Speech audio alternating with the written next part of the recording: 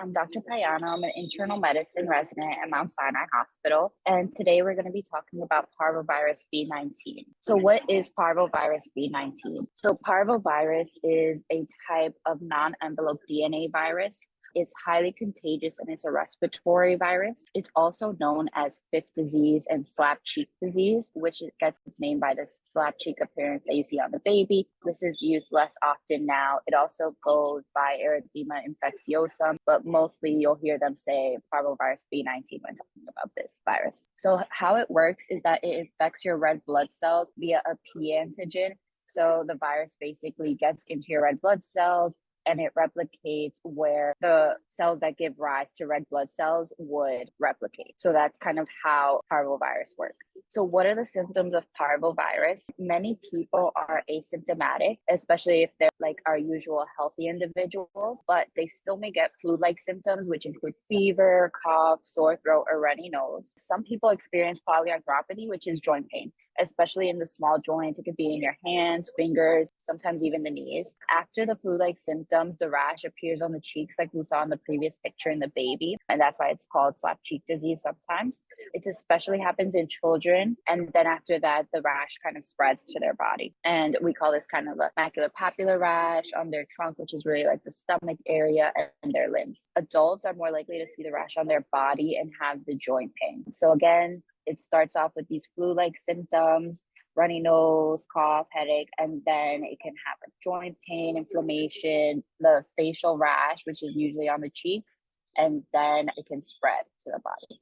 So lately, there have been increasing cases of parvovirus B19. The CDC says that this has been especially prevalent in children age 5 to 9. That's where they see the biggest increase in parvovirus. Parvovirus is a seasonal virus. It usually infects the most in late winter and early spring. So approaching that time. And those who work with children are at higher risk. For example, if you work at a daycare center or a nanny, anything like that, you're at higher risk of contracting the parvovirus. Since 2022, the infection rate has been kind of lower. Back then, it was around 3 to 10% in children 5 to 9. And then this year, they found it to be around 15 to 40% in June. So it is quite higher than it was in the past. Infectivity and transmissibility. So you are more likely to get the virus before the symptoms of the rash appear. So when you are having those flu-like symptoms is when you can really pass on the virus to someone else or get the disease from someone else. Complications of parvovirus. So if someone does contract this virus, it can lead to hydrops fetalis if they are pregnant. So what this means is that a baby, when it's inside the mom, will get swollen. It will have like excessive liquid in its tissues and organs, which may lead to like miscarriage and death in the baby that the mother is carrying. It can also lead to aplastic crisis, which is when your bone marrow stops producing red blood cells. And this happens more often when you already have another blood illness, such as sickle cell disease, thalassemia, or hereditary spherocytosis. Most people that get the condition, however,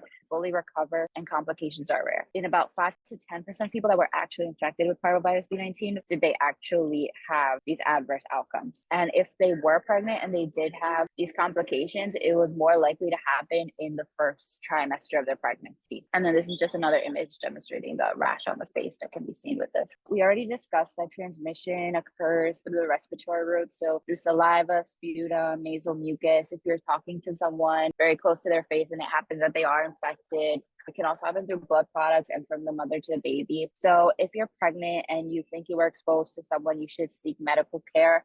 Other than that, we recommend hand hygiene and staying at home if you're sick. Another great way to prevent the transmission is to wear a mask, especially if you're pregnant, especially if you work with children, and if you have a condition that would predispose you to having a complication like a red blood cell or a blood cell condition such as sickle cell. That would put you at a greater risk for complications. So wear masks, healthy hand hygiene.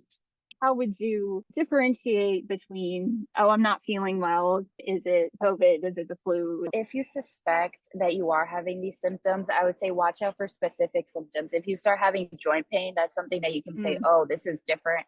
this might be parvovirus. If you're exposed to someone who had it, or if you work with children, I think those are clues that this could be that. But you can also get tested for COVID, I think, much easier. So you can like roll things out, and then your suspicion would become higher, like, oh, this could be parvovirus. If you come into the hospital, they could do that workup for it, but we usually don't do it because the treatment is usually symptomatic. So like stay home, this and that. If you are a complicated case, if you have these complications, then you would need more extensive treatment. There's no vaccine for it. This is kind of more of a try to avoid it type of illness. There's no vaccine currently available for this.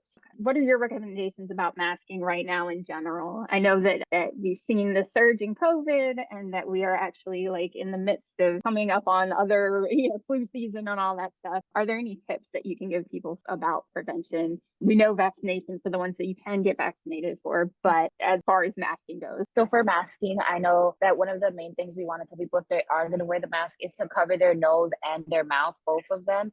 Try to have a good seal on that. I recommend masking, especially when you're going to be in high, like population dense areas, for example, on the subway, where you don't know what anyone else has. People sneeze all the time. It can get on you, especially mask if you have any type of immunocompromised condition. Also, if you have any of these conditions that we mentioned, if you could be pregnant, those are times that you definitely want to try and prevent getting any respiratory illness, but specifically this one as well. Is it one that is more dangerous for older people? So parvovirus, not specifically more dangerous for an older person. I guess if they have a weaker immune system, it would be a little bit more dangerous, but we don't usually see that population is specifically more affected. It's usually the children and anyone with the conditions that we mentioned, and especially the pregnant.